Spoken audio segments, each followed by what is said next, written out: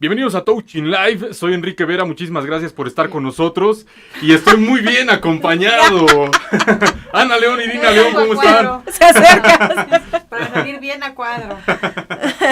Vamos a hablar de un tema muy interesante, pero qué bueno que lo podemos tratar, lo vamos a llevar con un punto de vista muy interesante y por supuesto con buen humor, porque también se trata un poco de, por supuesto mucho de informar, pero también tener la mente abierta. Es un tema muy interesante del cual nosotros y por supuesto ustedes van a aprender mucho. Bienvenidas. Muchas gracias. Súper contentas de tener de nuevo aquí a Carlos Franco Fajardo, nuestro director clínico, bueno, Irina León como siempre, aquí con nosotros, y Enrique Vera. El tema, como lo estaba comentando ahorita Enrique, es el duelo. Entonces, normalmente cuando hablamos de esos temas pensamos que la cuestión tiene que ser muy solemne y a lo mejor hasta muy, ¿no?, triste o y de alguna manera pues no, o sea, realmente es un tema que ahorita lo vamos a abordar de una manera porque es parte de la vida, es parte de los procesos. Así es. Es parte del crecer, del aprender, y bueno, le dejo el micrófono a Charlie para que empecemos. Bienvenido, con el Charlie. de lleno. Gracias. Bueno, pues el tema de hoy es el duelo y bueno, o cómo enfrentar las pérdidas. La idea de este tema es un poco conocer sobre todo cómo las enfrentamos, porque somos una sociedad que no está educada en la muerte. De hecho, la educación es al revés, ¿no? O sea, la muerte es vista como algo negativo, como algo que se evade, como un tabú quizás, ¿no? Es un tabú. Entonces, la educación en la muerte es sumamente importante. Yo digo que debería ser una de las cosas en la educación básica.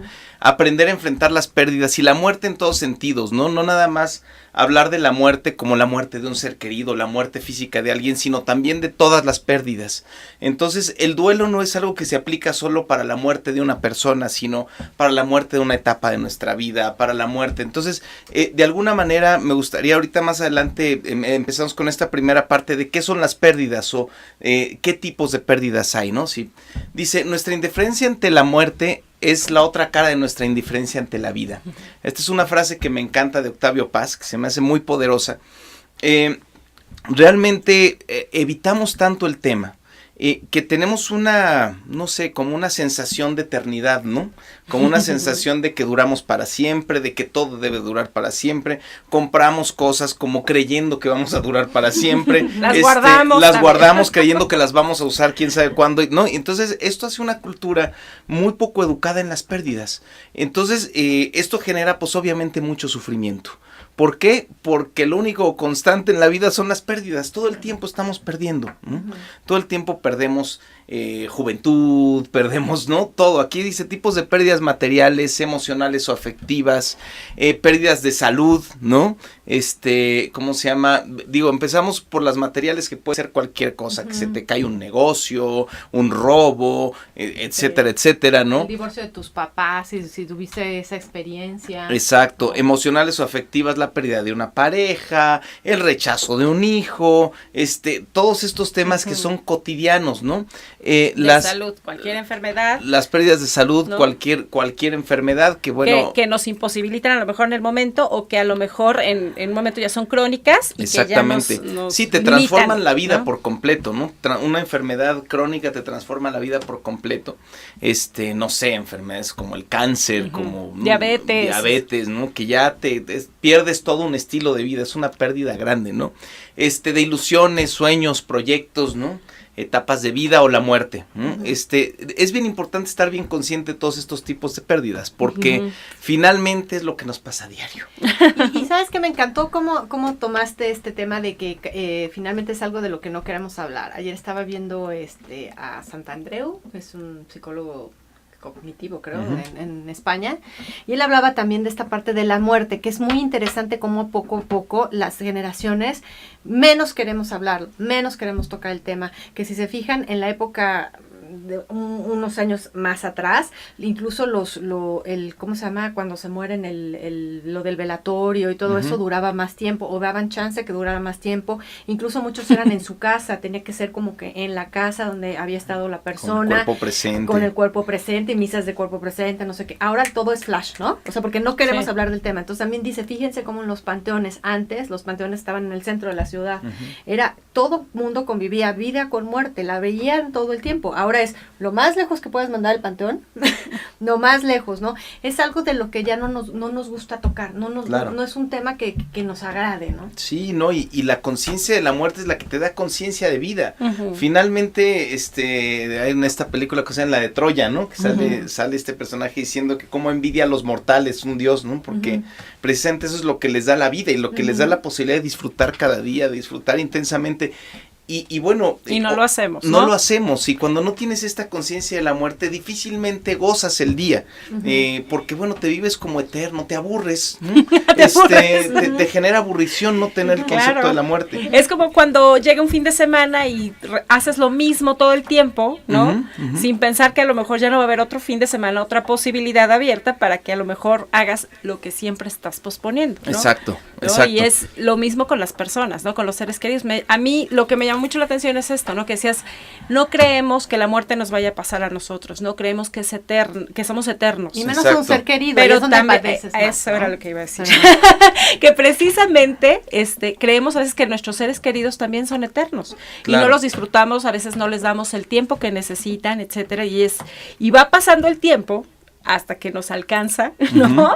La irremediable muerte, que es algo que se va a presentar, queramos o no queramos. Tenemos aquí en pantalla cómo enfrentar las pérdidas. Bueno, aquí trae los dos extremos, ¿no? De un lado dice desde la resistencia o desde la aceptación, ¿no? Okay. Ese es como el primer punto. Casi siempre cuando se muere un ser querido, no sé si lo han vivido, ¿no? La muerte de un ser querido, por ejemplo, una enfermedad, ¿no? Yo con mi padre o con mi madre que han tenido enfermedades fuertes y han estado claramente, francamente hacia la muerte.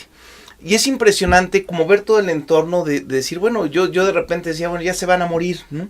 Y mis hermanos, pero ¿cómo dices eso? O sea, hay que tener esperanza. Y entonces todo el mundo construyendo la esperanza, pero más desde una resistencia, Exacto, ¿no? que de una aceptación. Que desde decir, bueno, pues allá van francamente hacia todos, la muerte. sí. Hacia allá vamos todos. Y hay Todos. gente que obviamente va hacia allá, pero curiosamente en los momentos en que más francamente hacia la muerte vamos, a veces es donde más nos resistimos, ¿no? O desde la aceptación, que la aceptación es un tema que podríamos hablar todo un programa de la aceptación. Así es. El tema de la aceptación es bien importante en este tema de la muerte. Bueno, finalmente es aceptar nuestra realidad biológica, ¿no? Ahorita hay tantos, va a salir un buen documental que les recomiendo mucho que se llama Los Inmortalistas, que son todos los que ahorita están trabajando en el tema de la inmortalidad, ¿no? Hay un científico, Abreu de Grey, que es muy famoso, que él dice que los seres humanos estamos diseñados para vivir 600 años, ¿no? Y ahorita están trabajando ya con las generaciones, ya nacieron los niños que supuestamente van a vivir 600 años, pero hay mucha gente que se niega y se niega y se niega a la muerte y esto genera también muchos avances en la ciencia. Claro. Es muy interesante. Bueno, desde el miedo. miedo, desde la confianza. Otro tema muy importante. Y fíjense, la opción de la izquierda, o la opción desde el miedo, la opción desde la resistencia o desde el autoengaño, son las opciones que nos dan sufrimiento, ¿no? Son todas las que nos generan sufrimiento y nos generan que las pérdidas se vuelvan sumamente difíciles. Desde el miedo, desde la confianza, desde el autoengaño o desde la verdad. Otro tema muy claro, ¿no? Normalmente ante cualquier pérdida, hasta económica, ¿no? Es que no, pues es que siempre echamos culpas, decimos, no, pues es que la situación económica, ¿no? Y es que el país, o desde el autoengaño o desde la verdad, ¿no? Claro. Desde el apego, desde el desapego, ¿no? Ajá. Desde el control o desde el soltar, ¿no? Desde el enojo, desde el amor, desde la culpa o desde el entendimiento, ¿no? Desde el resentimiento, desde la compasión, desde la victimización o desde la dignidad. Ay, me encanta eso de victimización y dignidad. Fíjense, es que ante una pérdida uno puede vivir la pérdida con toda dignidad. Finalmente, Claro, pues, nuestro o la mundo actitud. está hecho de pérdidas, ¿no? Claro, la actitud, esto solo me pasa a mí, ¿no? Exactamente. ¿No? Y nos volvemos a hacer las víctimas cuando es un proceso natural que le pasa a todo el mundo todo el tiempo. A todo mundo. Y en este punto, bueno, uno de los libros que les recomiendo es el de Cuando todo se derrumba, ahí está al final la bibliografía de Pema Chodron, que precisamente esto habla mucho, ¿no? De cómo ella habla al principio del libro de una metáfora, ¿no? De un niño que construye un castillo de arena en la playa. Y un niño cuando construye un castillo de arena en la playa, bueno, lo hace precioso y le pone conchitas y pone monitos. Sabe que en la tarde va a subir la marea y se lo va a llevar. Sin embargo, lo hace con toda emoción. Bien hecho. Bien hecho. Y hasta cuando se lo está llevando el castillo, hasta los niños se emocionan y dicen, ya se lo está llevando y es emocionante. Nosotros al paso del tiempo se nos olvida eso y andamos construyendo castillos de arena pensando que van a durar forever, ¿no? Toda la vida. Exacto. Y entonces, y la marea sube y se los lleva. Sí. Todo se derrumba. Sí. ¿No? Así es la vida, el proceso de vida y muerte es construcción, destrucción, construcción, destrucción.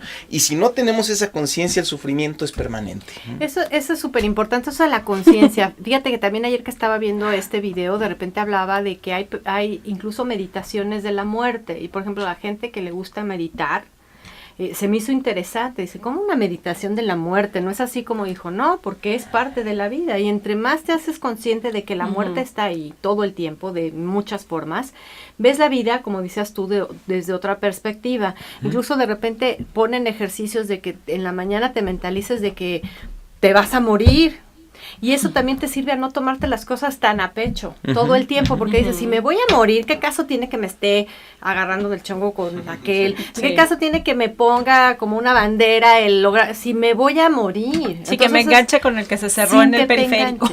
Exacto, porque Sí, finalmente dices, me voy a morir. Y entonces es como lo Cierto. que acabas de decir, esta nueva filosofía que yo creo que también está muy consciente y que va muy de la mano con las fechas que estamos viviendo ahorita en México, que pues el Día de Muertos, que el Halloween, que me han subido cuestiones de Facebook que te explican la verdadera naturaleza del Halloween, que por qué es malo festejar el Halloween, y también las cuestiones de la muerte que cada vez dejamos menos. Yo me acuerdo que cuando yo era chica se vivían estas cuestiones de las ofrendas y de la más padre, ¿no? O sea, como que duraban más, o no sé, o le daban más devoción también, más ¿no? devoción, y en cambio ahora lo que decimos es como son temas que vas tapando y que también tienen su importancia. Lo que acabas de decir, que me imagino que viene más adelante también el proceso que tiene el duelo, tiene un porqué. Y ahora ya hay personas que piensan, no, ya yo me muero y ¿sabes qué? Y ni le avisas a nadie. Y ni le avisas a nadie y aparte luego me entierras y Me creman y ya. así, ¡fum! ¿No? Como si llegas a la fosa común, ¿no? Exacto. Entonces, y se va perdiendo que cada quien tiene un proceso diferente para vivir esto, Sí. ¿no? Sí, y sí, que sí. también hay que respetarlo. Exacto, y eso Sí. lo vamos a ver un poquito más adelante porque es un gran tema. Pero bueno, hablando de eso, dice dolor versus sufrimiento, ¿no? El dolor es inevitable, el sufrimiento es opcional. Esto decía Buda, ¿no? A mí se me hace una lámina muy importante y una frase muy importante.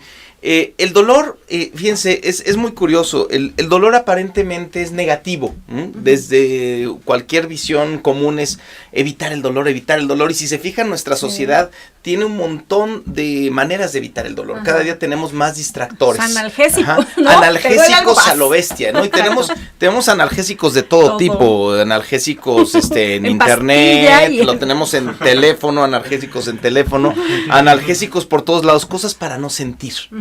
Especialmente para no sentir dolor. Y a mí se me hace muy curioso, o sea, es muy fácil, o sea, si tú tienes un dolor aquí, ¿no? Y y te tomas un analgésico, pues quizás es una apendicitis, pero la estás anestesiando y al rato se te revienta el apéndice y es una peritonitis y te puedes morir o es una operación más complicada. Por no hacerte consciente. Por no hacerte consciente. En la medida que te haces más sensible y más consciente del dolor, en esa medida trasciendes, en esa medida pasas los umbrales, ¿no? Pero el sufrimiento es precisamente, fíjense qué curioso, es como una paradoja. Mientras más evites el dolor, más vas a sufrir. Entonces, para mí la definición más clara de sufrimiento es la evitación del dolor. Curiosamente. Entonces, en la medida que evitas, se van acumulando y pudriendo los dolores y convirtiendo en enfermedades terribles, emocionales o físicas, ¿no?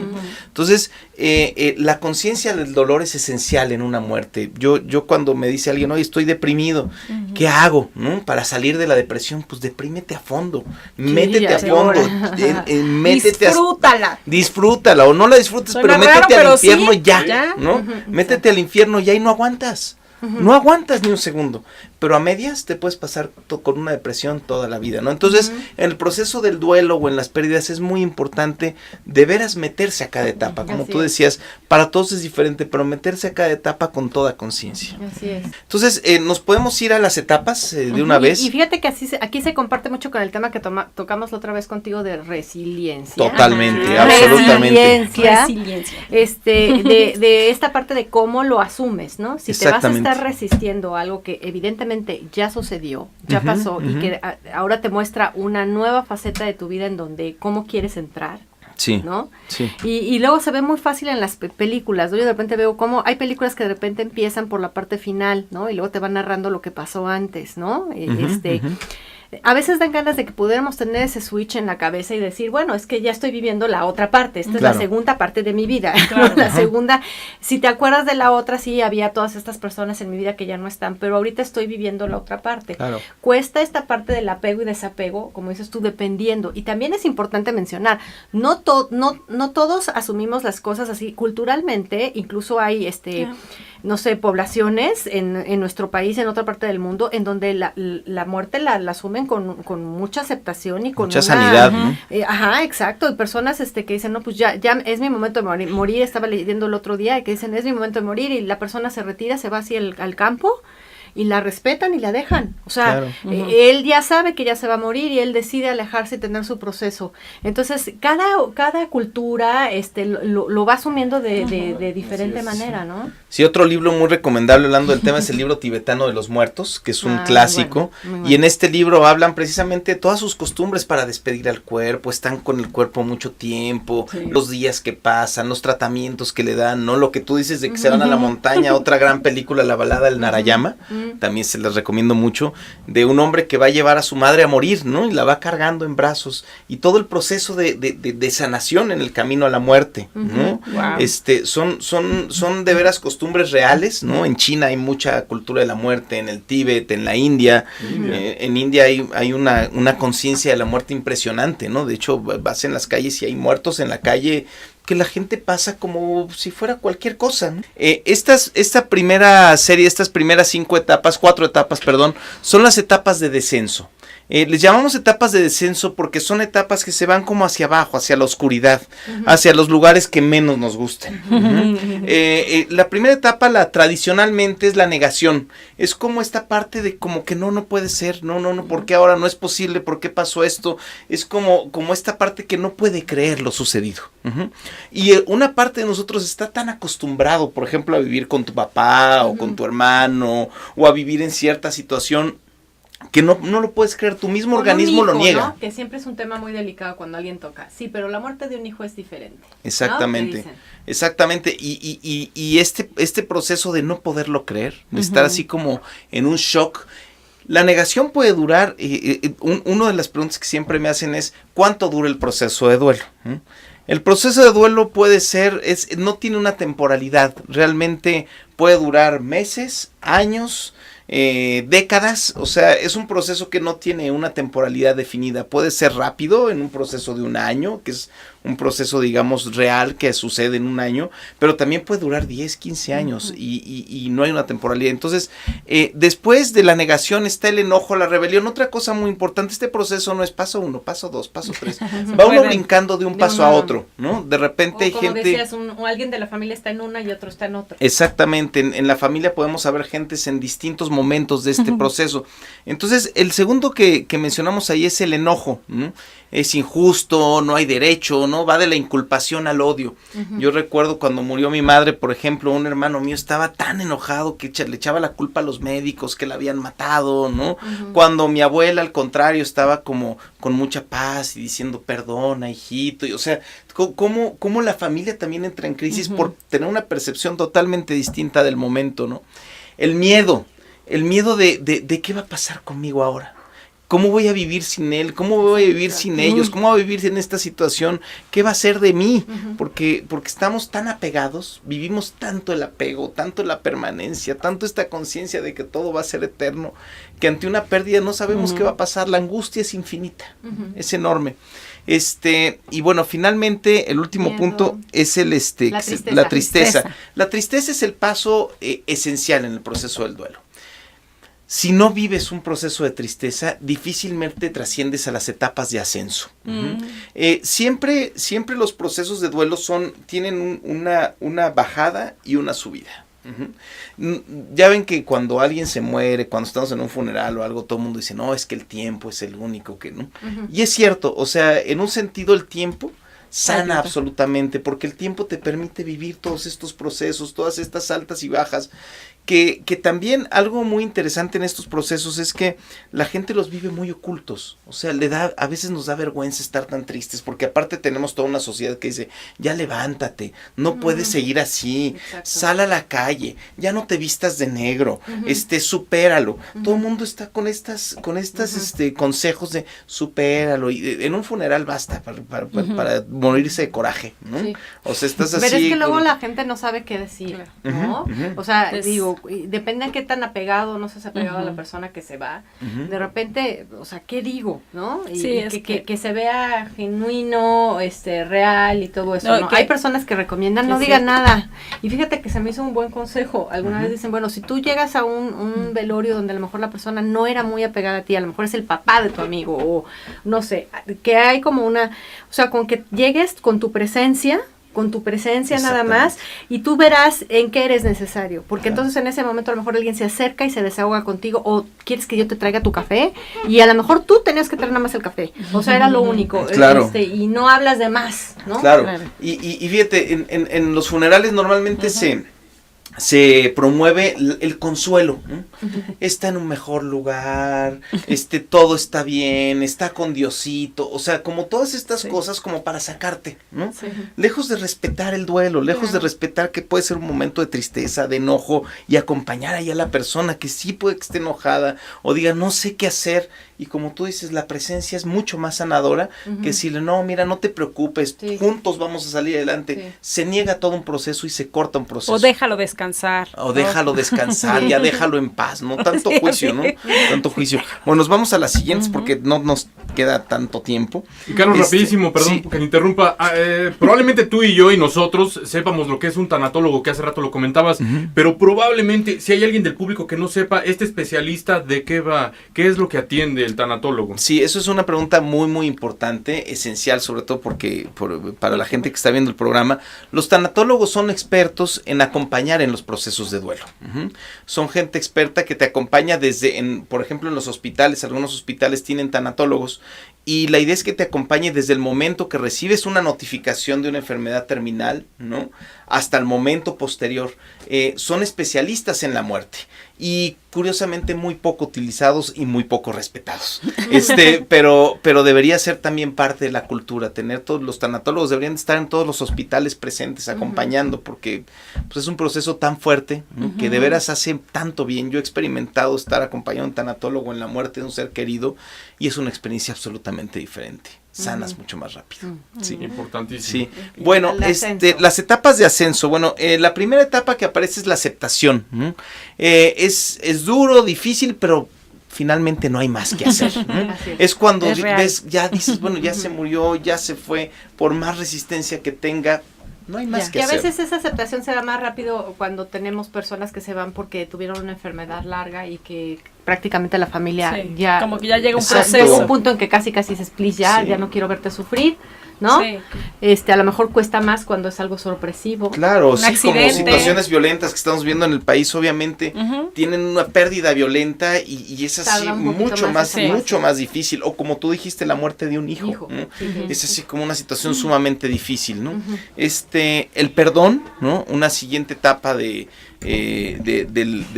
duelo, digamos, en la etapa de ascenso está el perdón, que el perdón significa, es un término muy complejo, porque el perdón es más bien como aceptar el regalo. Básicamente en eso consiste el perdón. A veces tomamos una tolerancia más abrazadora de lo que está pasando. Es como, el perdón es el momento en el que recibes el regalo, ¿no?, de la muerte. Y esto es muy importante. El otro día platicaba con unos amigos, o sea, de repente, por ejemplo, hablar de la muerte de mi madre, que estaba muy enferma, de veras sentir las ganas de que ella muera.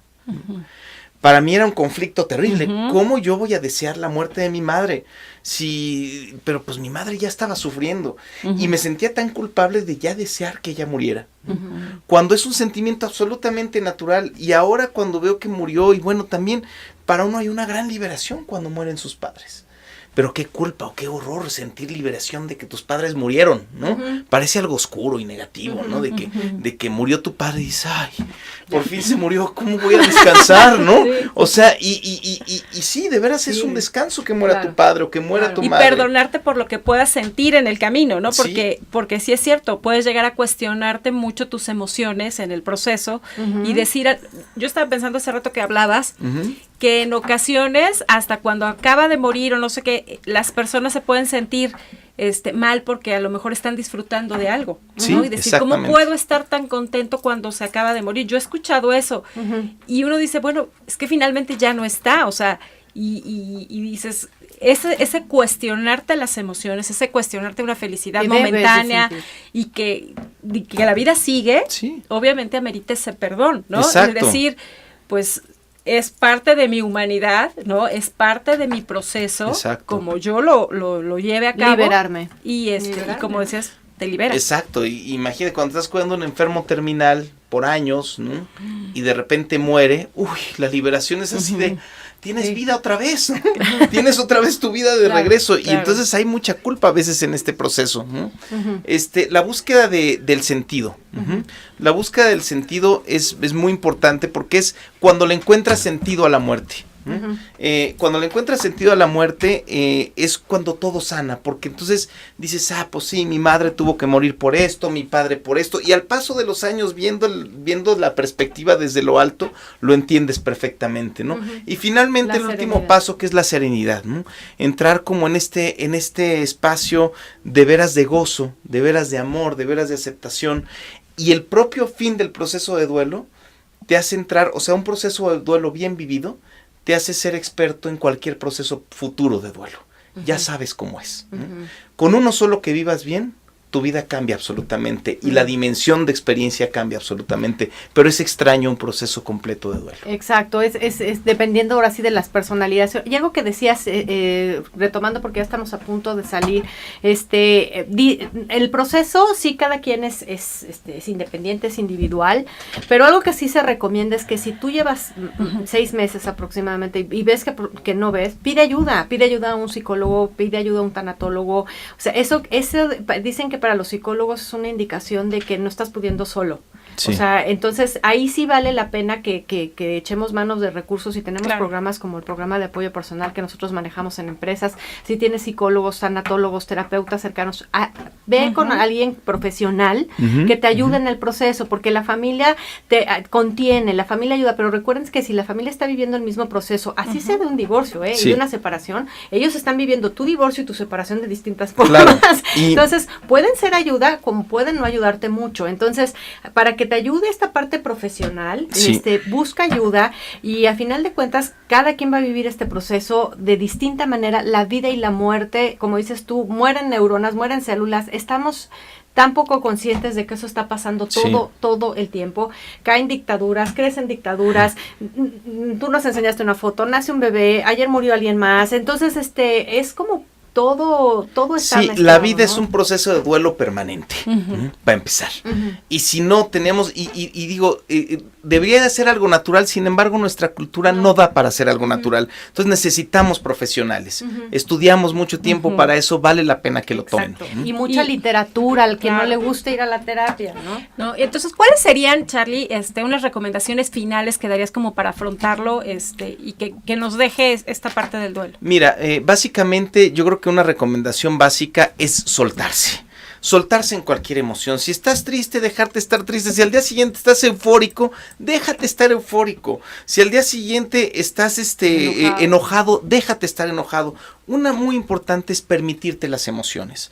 Otra muy importante es acompañarte. Es otro punto esencial. Déjate acompañar por los demás. Déjate acompañar por la familia, por los amigos. No te abandones. Esto es muy importante. No te dejes abandonado en un rincón, sino busca a la gente, busca la vida de alguna manera. Sal a la calle, ve a una obra de teatro. Son como tareas. Haz un poco la tarea de vivir. Y si te sale la lagrimita en el cine, no importa. Exactamente, ¿no? Exactamente. Otro de los puntos que dice, no tomes decisiones importantes durante el duelo.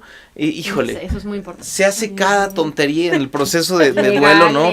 Sí, no, voy a vender todo, ya me quiero olvidar de todo, ¿no? Y entonces empezamos a tomar un montón de decisiones, que nos hacen mucho daño. Y el punto más importante, yo diría, no trates de olvidar ni de evadir.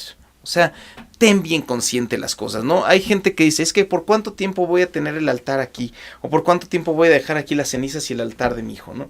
No, pues el tiempo es relativo, o sea, el tiempo que tú necesites. ¿Por cuánto tiempo te tienes que acordar el que necesites? Que si hay cosas que te lo recuerdan, no las evites, enfrenta, ¿no? Básicamente es el enfrentar, básicamente es enfrentar emociones, enfrentar la realidad, ¿no? Y estar muy consciente de nuestro proceso. Y recuerden que este programa, compártanlo en YouTube con la gente que ustedes consideren pertinente. Termina Touching Live, pero nos vemos la siguiente semana. Escríbanos, por favor. Muchísimas gracias. Gracias. Y nos despedimos. Gracias, Magda. Gracias, Magda. Gracias.